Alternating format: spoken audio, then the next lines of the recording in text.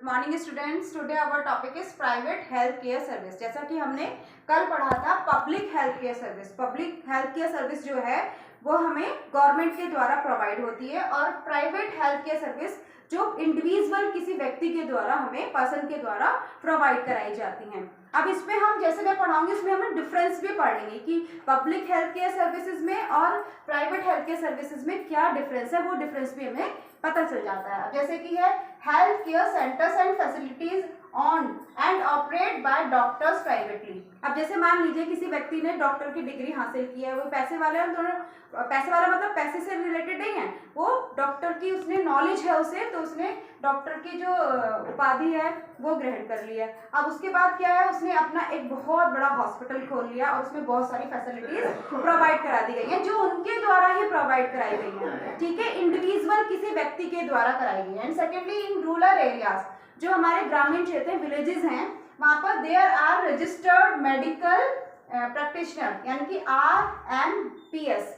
इसका मतलब ये है कि जो मेडिकल की डिग्री लेने वाला है उसने अपना पहले से रजिस्ट्रेशन करा दिया है मेडिकल फैसिलिटीज के लिए, कहाँ, ग्रामीण क्षेत्र में। लेकिन यहाँ पर भी वो उसे बिना फीस के, ऐसा नहीं है जैसे आपने देखा होगा पिछली बार पब्लिक हेल्थ केयर सर्विस में जो मैंने कल पढ़ाया था उसमें मैंने बताया था कि वहाँ सारी चीजें प्रोवाइड कराती है कौन, गवर्नमेंट। यहाँ पर क्या इंडिविजुअल किसी व्यक्ति ने खोला हुआ है, अगर ग्रामीण क्षेत्र में किसी ने अपना क्लिनिक खोला हुआ है, हॉस्पिटल ने क्लिनिक खोला हुआ है, तो वो क्या करेगा, अगर वो ट्रीटमेंट करेगा किसी पेशेंट का तो उससे क्या लेगा, फीस लेगा। And third is the urban areas, there are large numbers of doctors, private जो लैब्स होते हैं for testing and facilities such as x rays हैं, अल्ट्रासाउंड हैं, etcetera, and private medical shops भी होती हैं। अब आप देखेंगे दोनों में अंतर भी है। वैसे तो ज़्यादातर रूरल एरियाज में ज़्यादा डॉक्टर्स प्रैक्टिस के लिए नहीं जाते क्योंकि वहाँ पे उन्हें ज़्यादा फीस या ज़्यादा आमदनी नहीं होती। लेकिन जो अर्बन एरियाज है यानी कि शहरी क्षेत्र है, वहाँ पर क्या है, बहुत सारे डॉक्टर्स होते हैं, प्राइवेट शॉप्स होती हैं, मेडिकल शॉप्स होती हैं, टेस्टिंग लैब्स होते हैं, वो सब क्या है बहुत बड़े स्केल पर बनाए जाते हैं। यहाँ पर बहुत जल्दी आपका सारा वर्क हो जाएगा, लेकिन वहाँ पर क्या होगा, लॉट ऑफ मनी बहुत ज़्यादा खर्च करना पड़ेगा आपको। ठीक है, अब आता है पेशेंट हैव टू पे लॉट ऑफ मनी। यहाँ पर आपको सारी फैसिलिटीज मिल रही हैं, लेकिन आपको यहाँ क्या करना है, जो डिसलाइक करते हैं लोग, पेशेंट हैव टू पे लॉट ऑफ मनी, बहुत सारा मनी यहाँ पर खर्च करना पड़ता है।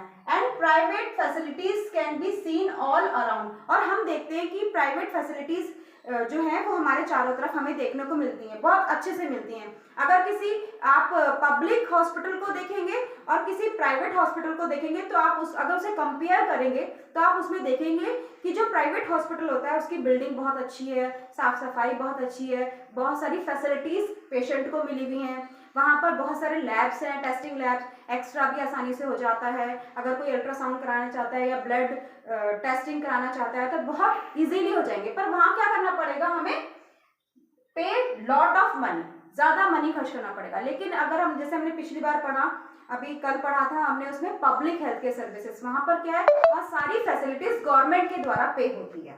ठीक है,